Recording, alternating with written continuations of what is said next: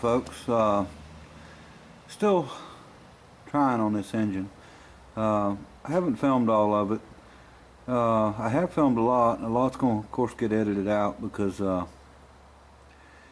you know, I really, you go into a project like this and you know you've thought about it in your head for a week, 2 weeks, whatever, and you know you got it all figured out. You're going to jump in there and you're going to knock it out, and you think you know what you're doing, and you think this is going to work and that's going to work, and you figure out real quick that that reality's, you know, a different world, and you know, it makes you appreciate the ones back in the late 1800s, early 1900s that went through this stuff. And I know there was quite a few companies that and like the J.I. Case and Patterson tractor back in, I think it was 1892, and they tried to build a gas tractor, and they actually give up on the whole project because of a carburation problem.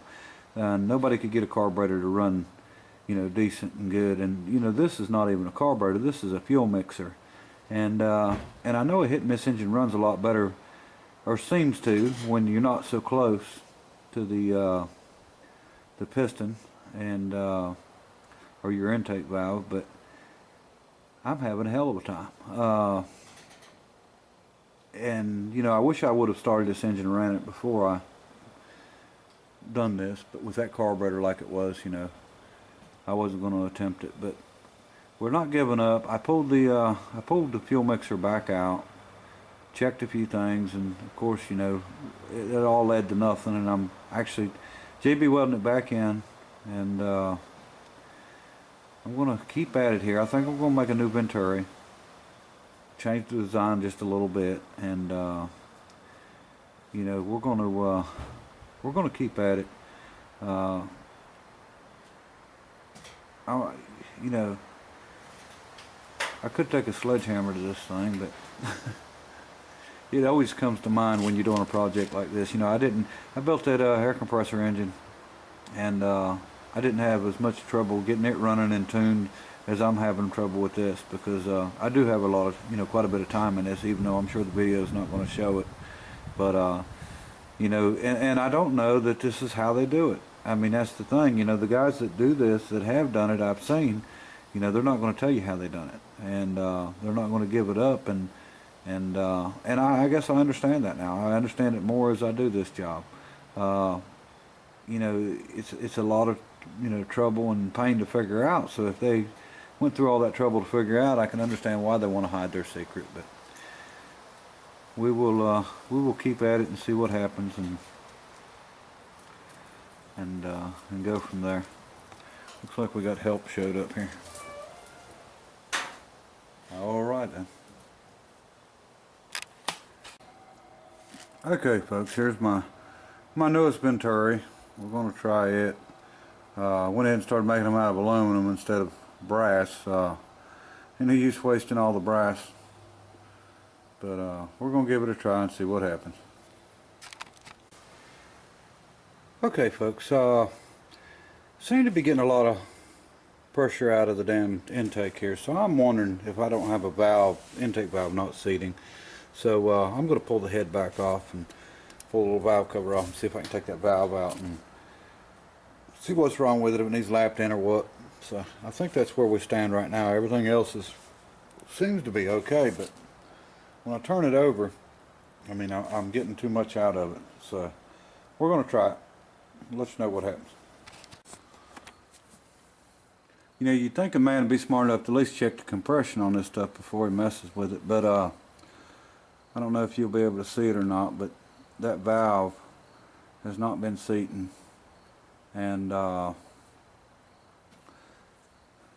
must be a lot of wear, because the gap, there was none. So we're going to do a little grinding on the end and go ahead and see if we can't lap it in, get it reseated in.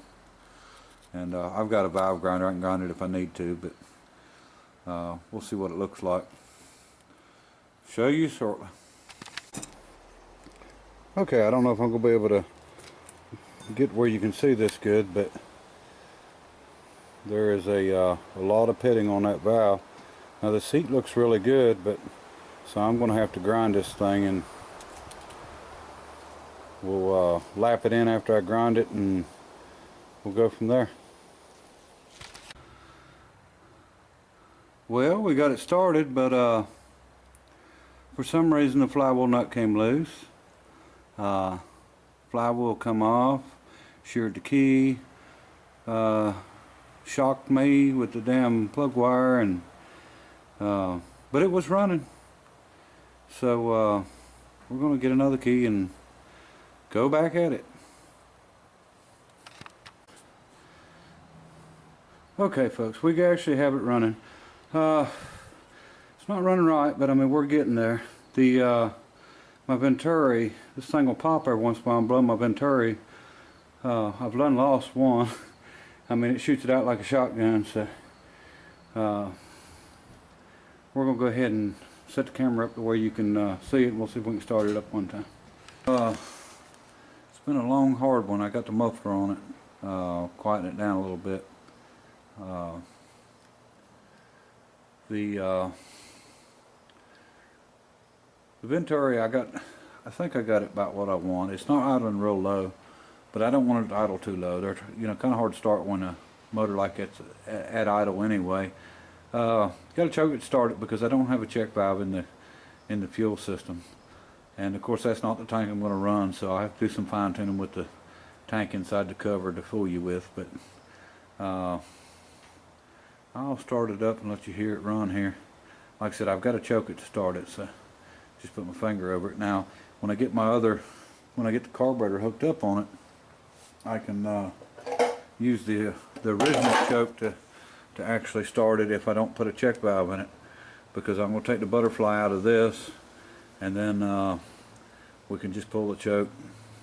Should do the same thing, start it up, and then of course I'll do a little playing with it, a little practice with it before I try to fool you with it. But now I've got one of the rubberized and head gaskets on it now, so it's holding up fine so far. So hopefully it'll hold up for when I try to double it up and put a wire between it for a spark. So I'll fire it up here and let you see it run.